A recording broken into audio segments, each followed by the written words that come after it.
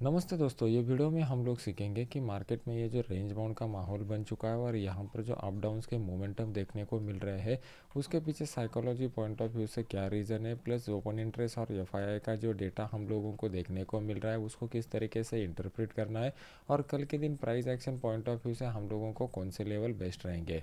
सबसे पहले स्टार्ट करते हैं साइकोलॉजी पॉइंट ऑफ व्यू से। उसके लिए हम लोगों को जाना पड़ेगा डेली चार्ट के ऊपर। लास्ट के एनालिसिस के वीडियो में मैंने आपको क्लियर कट बताया हुआ था कि मार्केट जो है वो फिलहाल के लिए एक रेंज बाउंड जोन में फंसा हुआ है। ऊपर का इंपॉर्टेंट रेजिस्टेंस लेवल और नीचे का इंपॉर्टेंट सपोर्ट लेवल हम लोगों ने ऑलरेडी कैलकुलेट किया हुआ था। तो यहाँ पर कुछ ग्लोबल पॉइंट के ऊपर हम लोगों को फोकस करना पड़ेगा, तब जाके हम लोगों को क्लियर होगा कि इसका ब्रेकआउट हम लोगों को कब और कौन से डायरेक्शन में देखने को मिल सकता है। ग्लोबल में सबसे इंपॉर्टेंट यूएस फैक्टर था। यूएस फैक्टर में यहाँ पर इलेक्शन का ट्रिगर चला गया, फिर उसके बाद जो फेडरल रिजर्व का ट्रिगर था वो दोनों ट्रिगर यहाँ पर चले गए।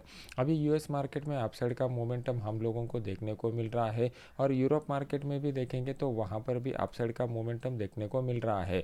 यूएस मार्केट में जो कंपनियों के रिजल्ट आ रहे हैं वो बहुत ही स्ट्रांग है, प्लस वहाँ पर जो इलेक्शन के रिजल्ट की वजह से ट्रम्प की जीत हो चुकी है, वो कहीं ना कहीं एक एग्रेसिव फॉर्मेशन की ग्रोथ दिखा रही है आने वाले समय में। तो वहाँ पर उसकी वजह से पॉजिटिव रिजल्ट हम लोगों को देखने को मिल रहे हैं। लेकिन अगर इंडियन मार्केट को कंपेरेटिवली लोकल ट्रिगर को हम लोग कंसिडर करेंगे, तो लोकल ट्रिगर में हमारे लिए सबसे बड़ी दिक्कत जो है वो एफआई की तरफ से जो बिकवाली पिछले एक महीने से हम लोगों को देखने को मिल रही है, वो अभी भी रुकने का नाम नहीं ले रही है। अभी यहाँ पर फिलहाल एक्सपेक्टेड ये था कि price action point of view से हम लोग एक इम्पॉर्टेंट सपोर्ट लेवल के करीब आ चुके हैं। तो इस सपोर्ट लेवल के करीब अगर ये एफआई की बिकवाली रुक जाती है और उनकी तरफ से थोड़ी सी खरीदारी भी हम लोगों को देखने को मिल जाती, तो यहाँ से मार्केट बाउंस बैक देके इस अपवर्ड साइड वाले मोमेंटम को कंटिन्यू रख सकता था। लेकिन क्या हुआ, ये इलेक्शन रिजल्ट जो अमेरिका में थे उसका इफेक्ट 2 दिन के लिए रहा।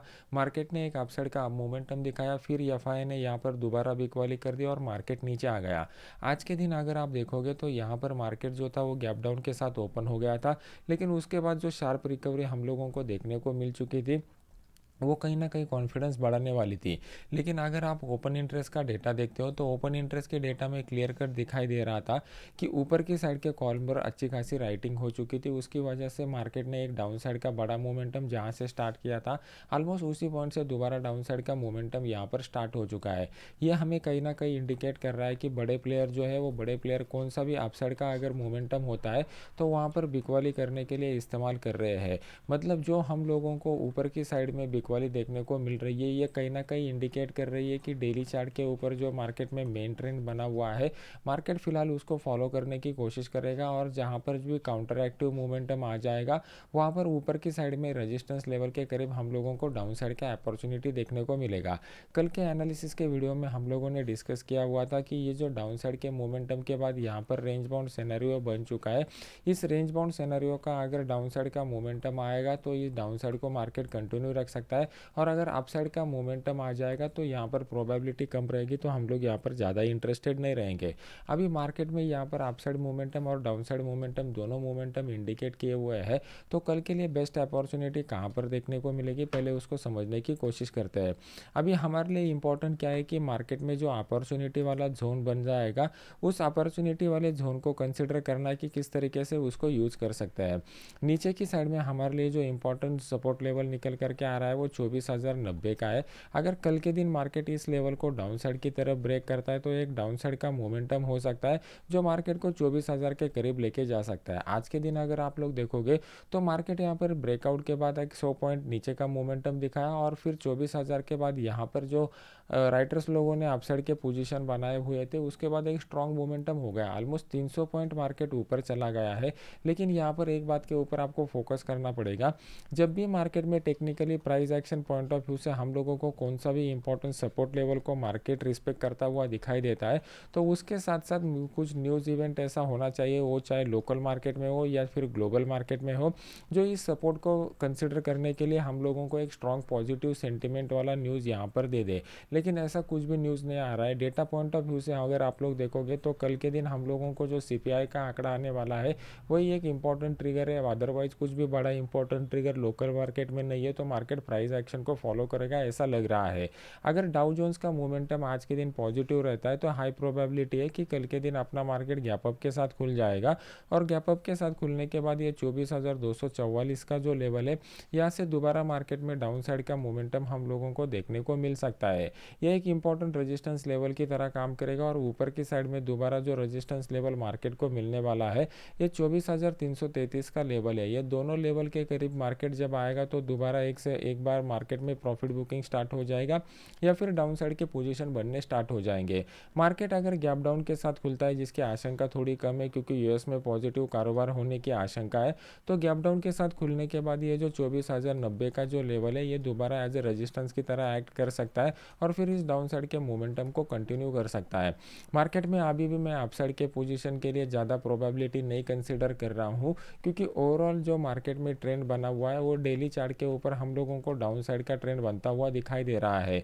सेम अगर ट्रेंड अपॉर्चुनिटी हम लोगों को इंट्राडे में देखने को मिल जाती है, मान लो कि डाउन साइड की अपॉर्चुनिटी रेजिस्टेंस लेवल के करीब या फिर सपोर्ट ब्रेक होने के बाद करीब देखने को मिली, तो वहाँ पर अगर डाउन साइड के अपॉर्चुनिटी वाला पोजीशन हम लोग कंसिडर करते हैं तो फिर उसमें हम लोगों की प्रोबेबिलिटी बढ़ जाएगी। और जिस तरीके का एफआई का डेटा निकल करके आ रहा है वो हम लोगों को कहीं ना कहीं इंडिकेट कर रहा है कि एफआई की तरफ से जो कंटिन्यूसली बिकवाली देखने को मिल रही है वो हमें कहीं ना कहीं ऊपर की साइड में भी अच्छा खासा रेजिस्टेंस लेवल के करीब अपॉर्चुनिटी प्रोवाइड करेगी।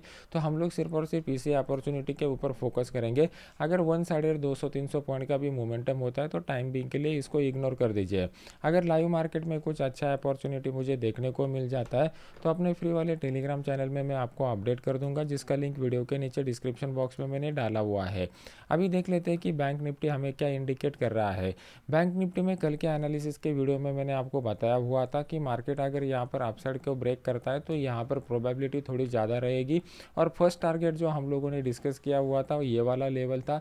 एग्जैक्टली उसी लेवल के करीब मार्केट जाके इस रेजिस्टेंस लेवल को रिस्पेक्ट करने के बाद दोबारा मार्केट में एक प्रॉफिट बुकिंग हम लोगों को देखने को मिल चुकी है। अभी डेली चार्ट के ऊपर अगर हम लोग एनालिसिस करते हैं साइकोलॉजी पॉइंट ऑफ व्यू से, तो यहाँ पर क्लियर कट एक इंपॉर्टेंट रेंज बाउंड जोन में मार्केट बना हुआ है। तो ज़्यादा कुछ यहाँ पर एक्सपेक्टेशन मत रखिए कि लॉन्ग टर्म के लिए कोई बड़ा अपॉर्चुनिटी मिलेगा। जब तक मार्केट 52,400 के ऊपर एक डेली चार्ट का क्लोज नहीं दे देता तब तक मार्केट में स्ट्रॉन्ग अपसाइड मोमेंटम देखने को नहीं मिलेगा।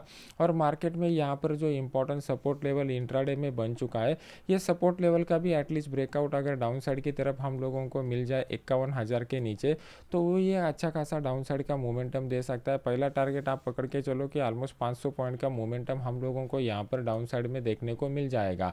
आज के दिन जो मार्केट में यहाँ पर कैंडल बन चुका है ये बहुत ही वोलाटाइल कैंडल बन चुका है। ये हमें कहीं ना कहीं इंडिकेट कर रहा है कि मार्केट में ट्रिगर का वेट बैंक निफ्टी पर्टिकुलरली कर रहा है, क्योंकि मार्केट गैप डाउन ओपन होने के बाद ऊपर जाता है फिर नीचे आता है। ये कहीं ना कहीं इंडिकेट कर रहा है कि यहाँ पर ट्रेंड मिसिंग है और हम लोगों को क्वांटिटी कम करके मार्केट में काम करना चाहिए। यहाँ पर अगर आप देखोगे तो मार्केट में जो अपसाइड के स्ट्रॉन्ग पोजीशन बन चुके हैं और उसका ऑलमोस्ट 50% रिट्रेसमेंट वाले जोन तक मार्केट आ चुका है, तो ये हम लोगों को इंडिकेट कर रहा है कि price action point of view से रिट्रेसमेंट का दौर खत्म हो चुका है। अगर दोबारा मार्केट इस लेवल को मतलब 52,000 का जो इंपॉर्टेंट रेजिस्टेंस लेवल है इसको ब्रेक करके अपसाइड मार्केट सस्टेन हो जाता है तो अपसाइड के मोमेंटम को कंटिन्यू रख सकता है। बैंक निफ्टी में वैसा हल्का सा प्रोबेबिलिटी यहाँ पर बन चुका है। नीचे की साइड में अभी फिलहाल के लिए इंपॉर्टेंट सपोर्ट रेजिस्टेंस लेवल देखने को नहीं मिल रहे हैं। प्राइस एक्शन और ओपन इंटरेस्ट का डेटा देखते कल के दिन लाइव मार्केट में कुछ अपॉर्चुनिटी मिलेगा तो अपने टेलीग्राम चैनल में अपडेट कर दूंगा, जिसका लिंक वीडियो के नीचे डिस्क्रिप्शन बॉक्स में मैंने डाला हुआ है। ये वीडियो अगर आपको अच्छा लग रहा है तो इसको लाइक कीजिए और अपने यूट्यूब चैनल को सब्सक्राइब करके बेल आइकॉन का बटन दबा दीजिए। मिलते हैं नेक्स्ट एजुकेशनल वीडियो में। Thank you very much.